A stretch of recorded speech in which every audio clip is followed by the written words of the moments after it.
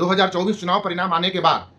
और इस चुनाव के दरमियान बीजेपी अध्यक्ष जेपी नड्डा का जो एक बयान आया, जिसमें उन्होंने कहा, उनसे पूछा गया कि क्या आरएसएस अब भी बीजेपी को कंट्रोल करती है, तो नड्डा जी ने कहा कि नहीं, अब हम बड़े हो गए हैं, अब हमें खुद अपना काम, हम अपना डिसीजन हम खुद लेते हैं, हमें कोई कंट्रोल करता नहीं है और नहीं हमें किसी की जरूरत है। इन सब बात की वजह से बीजेपी और आरएसएस के बीच जैसे लगता है कि कुछ न कुछ खटास बढ़ गई है और लोग अब यह चर्चा करने लगे हैं कि क्या आरएसएस अब मोदी जी से खुश नहीं है, क्या आरएसएस अब मोदी जी के जगह पर किसी और को प्रधानमंत्री के रूप में प्रोजेक्ट करने जा रही है। तो आपको आरएसएस के बारे में कुछ हम बताते हैं। दरअसल 1906 में जब भारत में मुस्लिम लीग की स्थापना हुई और वही मुस्लिम लीग आज जब 1947 में देश के बंटवारा का कारण बना, एक छोटा सा घटना, मुस्लिम लीग की स्थापना 1906 में, जो 1947 में देश के बंटवारा का कारण बना, और 1906 के बाद अंग्रेज के तरह तरह के अंग्रेजों ने ऐसे ऐसे कानून बनाए जिससे इस देश के नागरिक के बीच आपस में हिंदू मुस्लिम सिख ईसाई सारे लोगों के बीच जबरदस्त भेदभाव पैदा हो गया और लोगों के अंदर फूट डालने की जबरदस्त कोशिश अंग्रेज करने लगे। अंग्रेजों के देश को बांटने की इस तरह का जो प्रयास अंग्रेजों के द्वारा किया जाने लगा, उसके वजह से देश में कुछ लोगों के मन में यह इच्छा हुई कि ऐसे तो देश बट जाएगा, देश टूट जाएगा, और हिंदुओं को बचाने के लिए, देश को हिंदू राष्ट्र बनाए रखने के लिए कुछ लोगों के मन में एक विचार आया कि कोई एक ऐसा संगठन होना चाहिए जो इस देश को हिंदू राष्ट्र बनाए रखे, हिंदुओं को और इस देश को बंटने से टूटने से बचाए। और इसी का परिणाम हुआ कि 1925 में 27 सितंबर 1925 को नागपुर में आरएसएस की स्थापना हुई। आरएसएस एक स्वयंसेवी संगठन है जिसके सदस्यों को कोई वेतन नहीं मिलता है और आपको बता दें कि आज के समय में आरएसएस में 1 करोड़ से अधिक मेंबर हैं और 1 करोड़ से अधिक जो सदस्य हैं आरएसएस के, वो बाजाबता ट्रेंड सदस्य हैं, उन्हें ट्रेनिंग दी जाती है। उसमें से 50 लाख ऐसे लोग हैं जो हर दिन आरएसएस के शाखा में उपस्थित होते हैं और देश के लिए, देश का विकास कैसे हो, देश एकजुट कैसे रहे, इसके लिए चर्चा करते हैं, ट्रेनिंग करते हैं, शारीरिक क्षमता बढ़ाने के लिए अभ्यास करते हैं और प्रतिदिन शाखा में उपस्थित होते हैं। 80 से ज्यादा संगठन है आरएसएस के पास। तो आरएसएस एक ऐसा स्वयंसेवी संगठन है जिन्होंने इस देश में बड़े बड़े उदाहरण पेश किए। जब महात्मा गांधी की हत्या हुई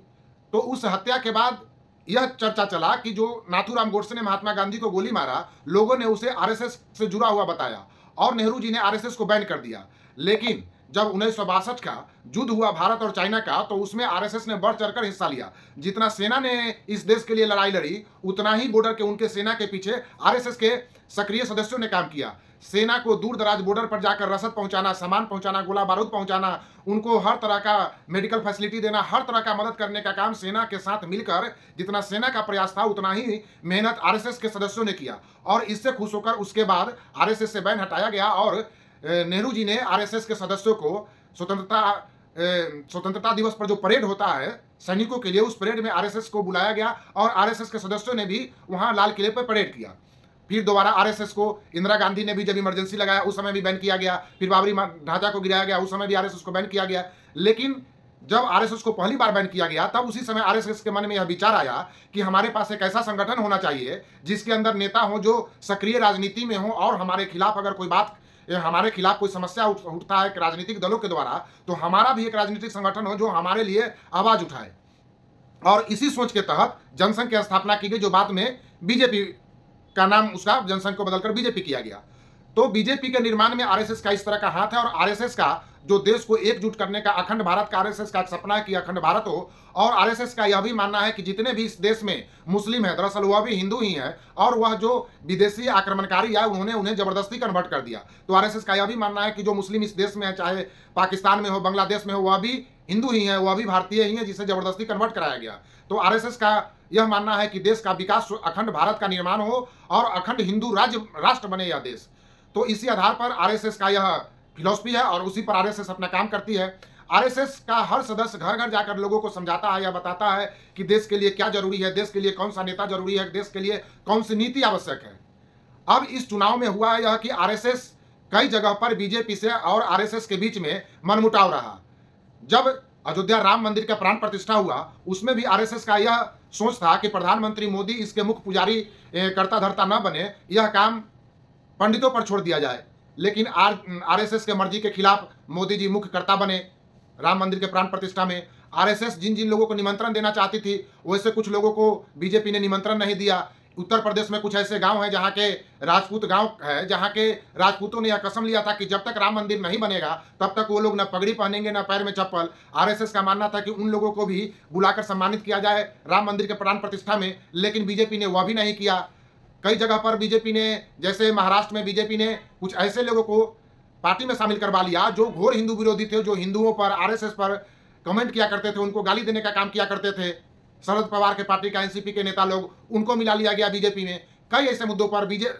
उत्तर प्रदेश चुनाव में कई लोगों को, जिसको आरएसएस टिकट देना चाहती थी, वैसे लोगों को टिकट नहीं दिया गया। और अंत में रहा सहा कसर, जेपी नड्डा ने पूरा कर दिया अपना यह बयान देकर कि अब बीजेपी को कोई कंट्रोल नहीं करता है, बीजेपी अब बड़ी हो गई है, अब बीजेपी को किसी और के कंट्रोल की जरूरत नहीं है, बीजेपी खुद अपना निर्णय लेती है और अब बीजेपी सक्षम है अकेला चलने के लिए। इन सब बातों से, और उसका परिणाम भी खराब आया। जहां यह लगता था कि बीजेपी एनडीए 400 पार कर जाएगी और बीजेपी 370 सीट ले आएगी, वहां बीजेपी अपना पूर्ण बहुमत भी नहीं ला पाई, 240 पर ही रह गई। तो इन सब बातों से इसका एक वजह यह कहा जाता है कि जो आरएसएस के सदस्य थे वह सक्रिय नहीं हो पाए, उनके मन में बीजेपी के प्रति श्रद्धा नहीं रहा, प्रेम नहीं रहा, और वो लोग सक्रिय एक्टिव नहीं हुए, और जिसके वजह से बंगाल में भी बीजेपी को काफी सेटबैक लगा। इन सब बातों से ऐसा इस प्रचार को बल मिलने लगा कि अब बीजेपी प्रधानमंत्री मोदी के जगह पर किसी और को प्रधानमंत्री के रूप में प्रोजेक्ट करेगी। जैसा कि गोवा के अधिवेशन में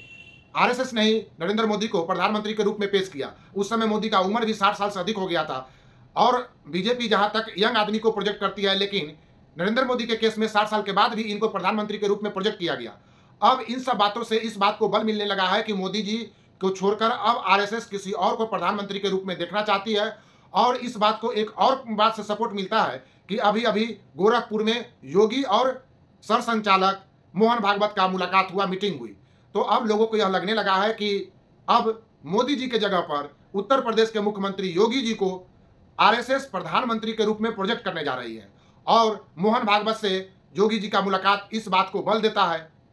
बाकी ऐसे भी मोदी जी की अब इतना उम्र हो गया है कि चौथी बार प्रधानमंत्री बनने के लायक शायद ही उनका शारीरिक कंडीशन रहे, शारीरिक स्वास्थ्य उतना रहे कि चौथी बार प्रधानमंत्री बनेंगे। लेकिन अब यह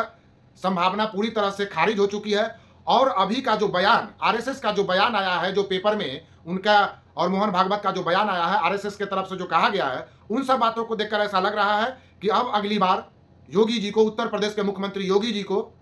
आरएसएस प्रधानमंत्री के रूप में पेश करने जा रही है। बाकी आपकी इस पर क्या राय है, आप भी कमेंट करके बताएं। धन्यवाद।